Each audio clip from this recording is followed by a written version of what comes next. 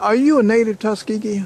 Yes, I am. Born and raised, educated here, high school, everything, grade school, all of the above. Tell me about Tuskegee then and now. Well, back then when I was coming up as a kid, I remember we had night recreation with Little League football, softball, and things of that nature, but also we were in decline then. That was 20, 25 years ago. You know, we was in a decline then as far as the community, economic growth, infrastructure, and things like that. So right and now, as we speak now, we are basically like upside down in declination as far as education. Well, I don't know about education. I'm gonna leave that alone. But jobs, economic growth, and things of that nature. Yes, sir. Okay, now as a child though, how was Tuskegee as a child growing up? Well, as a child growing up, you know, we had a lot of fun. We had a lot of fun. You know what I'm saying? We had a lot of fun. But as I said, you know, we was on declination then, and I didn't realize that until I got a little older. But, you know, we found things to do. We had recreation then. You know, we had swimming. The swimming pools were open, softball games and things like that. So we were pretty much preoccupied, you know, with things like that. And we found things to do within the community with our friends and stuff like that, you know. So, but at the same time, we didn't really have anything to do as other than swimming and things like that. No after-school programs, no serious recreational, you know, outlets and things like that, you know. Was there a sense of pride in Tuskegee back when you was a child? Yes, it was. There's a sense of pride here now, you know what I'm saying, but not on the level it was, you know, when we were kids, because, you know, when your political poverty, you know, neglects the community, you know what I'm saying, that in turn, you know,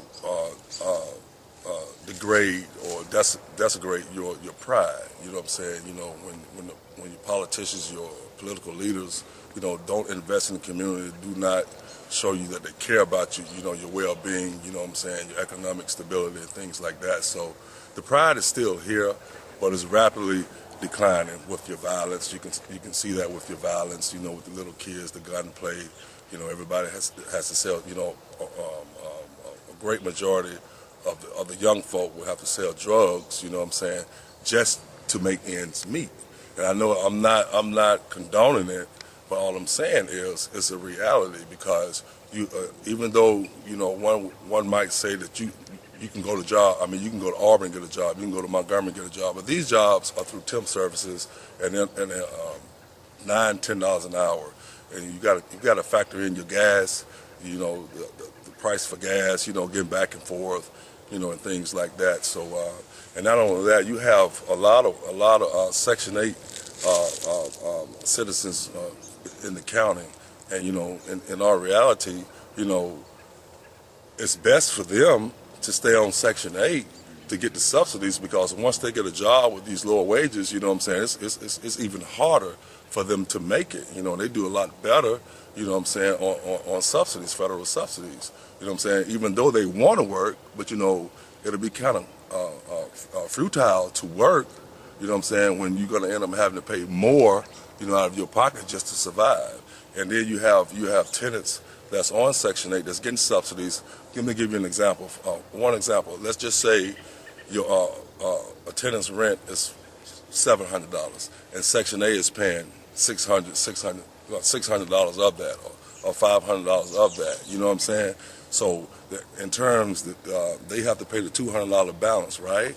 Now then they get a light bill.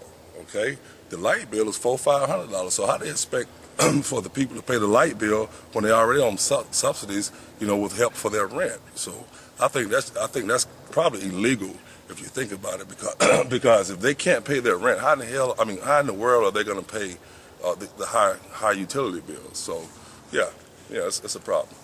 Okay, T100 was a promise, but it failed. What would this community have been like with T100, well, in your opinion? It would have been excellent. It would have been a great economic boost throughout the community, only if they put up guidelines to hire a high percentage of local qualified help. You know what I'm saying, with the training opportunities, you know, for whatever positions that were available. So I think it would have been a great boost. Where are we now that the dream failed? Well, we are stagnant, and we have been stagnated for probably 3 decades. And I really think it's three contributing factors as far as I'm concerned as to why we didn't, land the T100 project. And one of the factors are infrastructure. You know what I'm saying? Infrastructure, which consists of your roads, your fire hydrants, you know what I'm saying, your bridges, you know what I'm saying, and if you don't invest in your infrastructure, your roads, you know what I'm saying, it's impossible to bring in that type of industry at that level. And another contributing factor is no medical attention, no hospitals to where, just in case anything traumatic was to happen, while you're working in a facility of that magnitude, you know what I'm saying, something is bound to happen when you're working with machinery. We don't have a medical facility to where we can stabilize one if just in case an accident with magnitude happens. And the main contributing factor is the utility board, the utilities. I think we had Calhoun Foods closed down, and another grocery store chain came in, and they was here less than 2 months, Chief.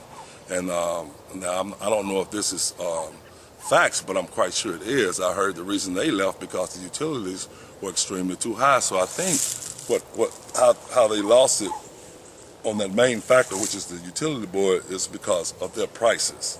You know what I'm saying? Their prices are outrageous. And I remember when Lucinia Dunn ran for mayor, the first female mayor of Macon County, I helped her win that office. And I remember when she had a QA in the municipal complex, her and I was asking the questions, she was giving the answers. And one of the issues came up that, she had discovered that a lot of people and businesses around here hadn't paid light bills in over 10 years. And I asked her if she could name some of those individuals, and she declined to do so.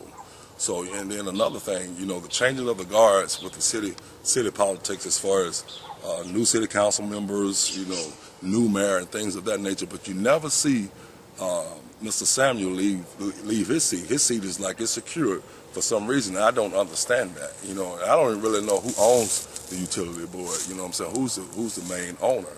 You feel what I'm saying? So it's something strange about that. You know what I'm saying? You could change mayors, you could change city councilmen, you can change city managers, but Mr. What is his name? James Samuel. Mr. James Samuel, he would always hold on to his position. You understand what I'm saying? So something is very, very wrong with that situation when you got, just residents, some residents, having to pay $500 and $600, $700 per month for a light bill. So you have to have some type of initiatives or some type of cushion, you know what I'm saying, with your utility prices, your electrical prices, especially when you're trying to bring business. So I'm thinking that they were so gun-ho on bringing the factor in and receiving extremely high monthly utility payments. You know what I'm saying? So I think that's basically the only thing that they were thinking about, and they didn't think about nothing else, because just like your feet, you buy quality shoes for your feet, right, Chief? And if you don't buy quality shoes for your feet, what's going to happen with your feet? They're not going to take care of you. You're going to be hurt. So let's just say the roads are our feet. That's the feet. You know what I'm saying? If your roads are dilapidated, take a picture of your roads right in front of your street. And you see all these potholes, all these dips, all these dings. If your infrastructure is not intact, Chief, who's going to bring business, of that magnitude to this town?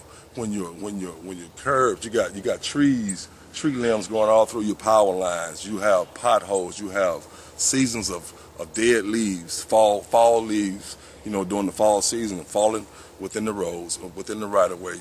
But right now they're about 2 feet wide, from the curb off into the road, clogging the storm drains. So if it rains, the water's going to be pushed out into the road, which is very dangerous. You know what I'm saying? It could cause, accidents and things of that nature. So, now I've asked them to cut these limbs back in front of my house, at the least. You know what I'm saying? The answer they gave me was they don't have the equipment to do that. You know what I'm saying? They don't have the equipment or the money. Now, here's my thing. I'm like, well, what do you mean? You know, the city has a utility board, right? And they making all of this money. So why not just take some of that money, you know what I'm saying, and spread it around within the city government, especially for you know, beautifying the city, you know, buying, you know, equipment to maintain our infrastructure, or to cut back leaves, or to cut back this, or to clean our drainage systems, or to put roads in, you know what I'm saying? So where do we go from here? Well, where we have to go, Chief, and I'm going to be blunt with it, we're going to have to get everybody that has been in office, you know what I'm saying, from the ones that's in office now, that just got in office, and the ones that's been in office for years. We're going to have to clean house. And, you know, the citizens within the community are going to have to stand up and take a stand and run for these positions. We got a clean house. We have to put a new image out there for possible investors. And when I say image, I mean new faces, new blood, new ideas. You know what I'm saying? We have a tremendous amount of history within this city and within this county. You know what I'm saying? And tourism should be one of our biggest industries. So, you know, when you got the same politicians in office, and you know, and the same thing happens, and then we all these possible businesses that's trying to come here, or contemplating coming here, or thinking about coming here, such as the peanut plant, such as the peanut butter plant, and Briggs Drags, you know what I'm saying? But once they come, you know, they realize that city leaders, you know, they're more interested in, you know, what can they get off the deal, you know what I'm saying, versus, you know, solidifying the deal for the people. So we have to, you know, just have a new image throughout our county. And the only way we're going to have that, we're going to have to stop, you know, and I understand why we've gotten discouraged as far as, you know, we don't really, you know, participate in the political scene here as far as voting or voice our opinions, because we've been frustrated. We've been lied to and let down over so many years. But, you know, we have to, you know, wake up and take charge, you know what I'm saying, in order for anything to happen here. We're going to have to get rid of all the old heads. We're going to have to get rid of all the old heads. And we're going to have to stop voting Democrat. I'm not saying vote Republican. I'm not saying vote Independent. I'm not saying vote Democrat. You know what I'm saying? But we have to get off that straight Democratic ballot. Or at least hold them accountable, right? Hold them accountable. Absolutely. Absolutely. Okay, sir. You answered every question I asked you and didn't skirt a one, and I do appreciate that. You, thank you so very much. Thank you, sir.